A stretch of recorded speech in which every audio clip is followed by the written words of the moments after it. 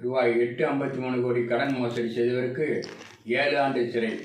நகைக்கடையில் கொள்ளை முயற்சி, 5 பேர் திண்டிவனத்தில் கைது. மாணவி கிணற்றில் சடலமாக மீட்பு. லாரி டிரைவரை கொன்ற மனைவிக்கு காப்பு. இந்து மதம் குறித்து அவதூறு செய்தவர் கைது, ராமநாதபுரம்.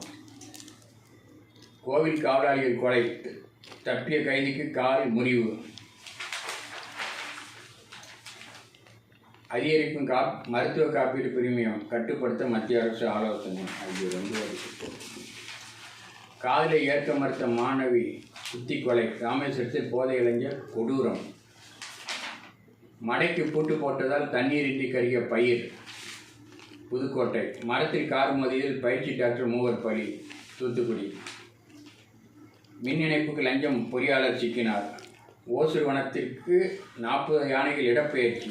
பச்சை குத்திய காதலியின் பெயர் சூடு வைத்து அழிப்பு. அரசியல் தலைவர்கள் கண்டனம்.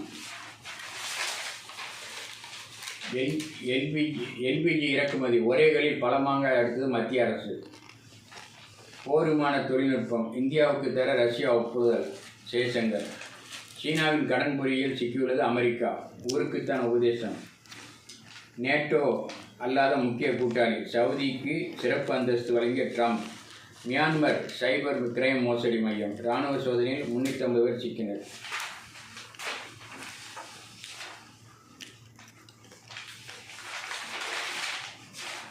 தில்லியில் நடந்த காங்கிரஸ் சிறப்பு கூட்டம், மாநில தலைவர் பேச முடியாது ஏன்?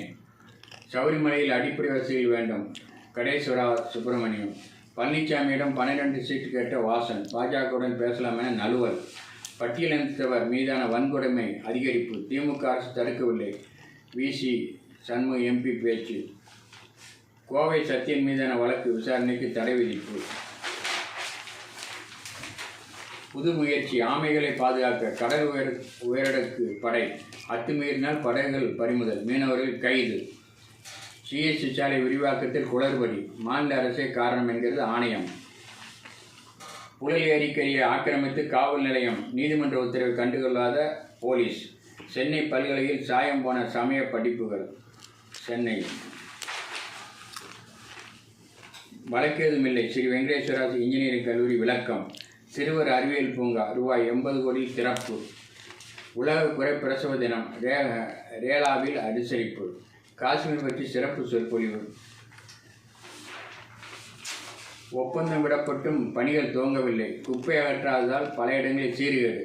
வலசவாக்கம் மண்டல கூட்டத்தில் கவுன்சிலர்கள் குற்றச்சாட்டு. சாலையின் நடுவே மனைவியின் மண்டையை உடைத்த கணவன். ஆசிரியர் சங்கம் ஆர்ப்பாட்டம்.